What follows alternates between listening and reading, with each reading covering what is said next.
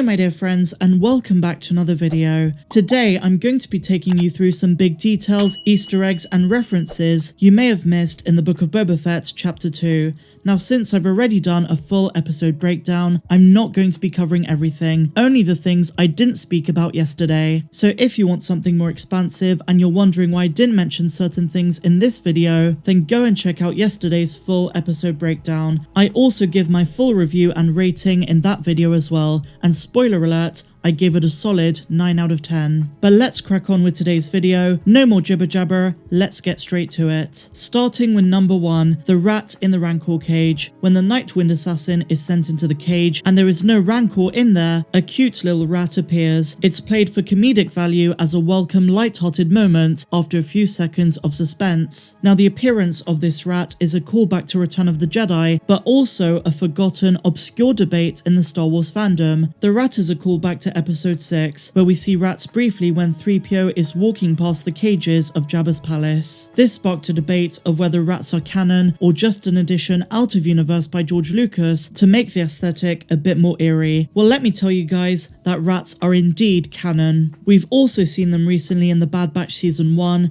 and they also feature in Battlefront 2. They're mentioned in multiple novelizations and even some Clone Wars episodes as well. But this rat in the Book of Boba Fett, unlike the ones in Return of the Jedi, is CG. In the Star Wars universe, rats are native to 3 planets: Tatooine, Krrrsantan, and Corellia. Don't worry, we're not just going to be talking about rats. Let's move on to the next one. Now next up we have something that I've only seen a couple of people mention in the comments section of yesterday's video. I'm gonna be honest guys, I didn't catch it myself, but thanks to you amazing folks, I went back, listened out for it, and it was unmistakable. For about 20 seconds at 36 minutes and 31 seconds, when Boba is sparing the lives of the Pyke Syndicate, we hear a deep version of Omega's theme. Now, as you guys know, I'm a musician, and I must say this is really unmistakable, and when I heard it, it caught me by surprise. Them using this theme was like an epiphany to me, because I realised something I hadn't even thought of before. Boba Fett being protective of his newfound family amongst the Tusken tribe, and being the bigger person in sparing those who harmed them, is exactly how his sister Omega would have handled the situation. The use of her theme in a Boba Fett series might be connecting their stories in some way in the future, by showing us that while they have different experiences,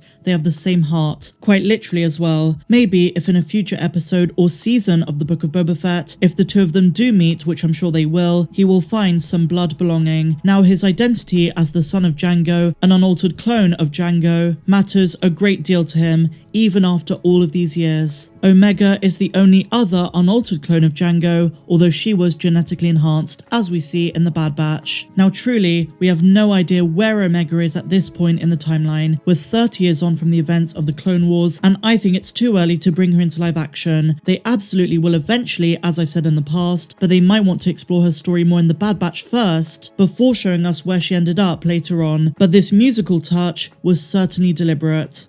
The next 2 references that likely went over most people's heads is when Boba tells Garsa Fwip that she's sweating like a Gumta on Mustafar, and then he says to the Hutts that these aren't the death pits of Dur. Both references are examples of the typical sorts of seemingly throwaway lines that Star Wars is made up of. George Lucas loved to throw in these sorts of phrases into the original trilogy and also the prequels, seemingly throwaway lines that are later expanded upon in another movie, series, or book. Jon Favreau and indeed Steph Green took a page out of George Lucas's book and used 2 of these within the space of 2 scenes. And I hate to break it to you guys, but these lines have no actual in-universe meaning just yet. There is no such thing as a Gumta on Mustafar. It's not a creature that is listed anywhere, and there are no death pits of Dur in any known canon or legend story. But as I say, these could be expanded upon in a later project. Something else that needs to be spoken about is the look that Black Krrrsantan gives Boba. Including this fan favourite Wookiee bounty hunter from the comics in a Boba Fett series was more than a welcome cameo, and one that makes a lot of sense.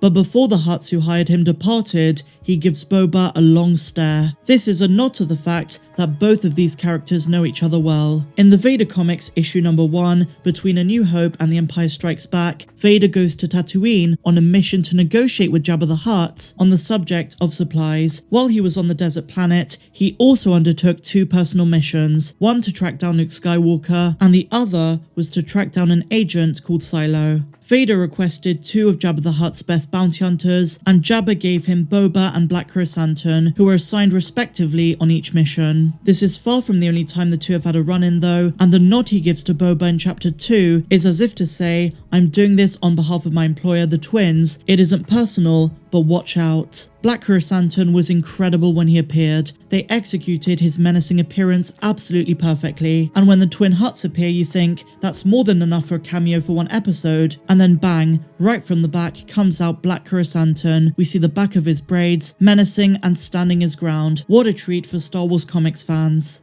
And next up, my friends, another reference that needs to be spoken about. Back at Jabba's palace at the beginning of the episode, when Fennec and Boba are interrogating the Nightwind assassin, he looks up at Boba and says, Chuta, which in Huttese roughly translates to, you stupid person. Now we've heard this a couple of times across the saga, but it originates in The Empire Strikes Back on Cloud City, when 3PO comes across another protocol droid, E3PO, and tries to be friendly with him. He replies, Chuta. Now the only issue is that The Mandalorian muddied up the meaning of this phrase, because in Season 1, Episode 1, a patron angrily says Chuta Mando, which the subtitles say means, hey Mando. There have been quite a few fan complaints about this, but it's rather inconsequential. All we need to know is that Chuta is an insult and not a form of greeting. And next up, my dear friends, we have the Pykes, which as I said, in my opinion, is signalling the possible appearance of Black Sun, or maybe even Crimson Dawn and Qi'ra. But I'm not going to talk about any of that. What I want to mention is their physicality. I thought the conceptualization was really cool in the Book of Boba Fett,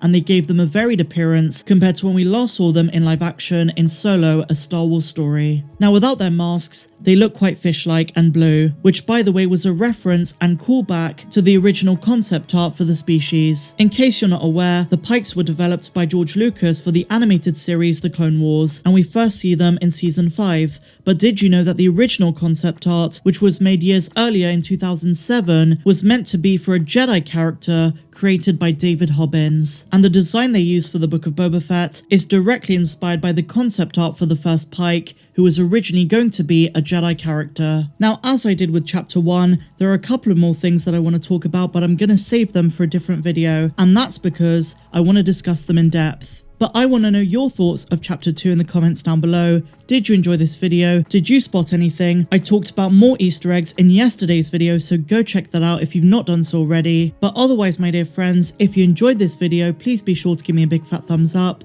Subscribe if you're new, and a huge welcome if you are. And why not consider becoming a patron? You help to contribute to the channel while also getting videos that are not found here on YouTube. But until the next one, my dear friends, I'm Star Wars Meg. May the Force be with you always.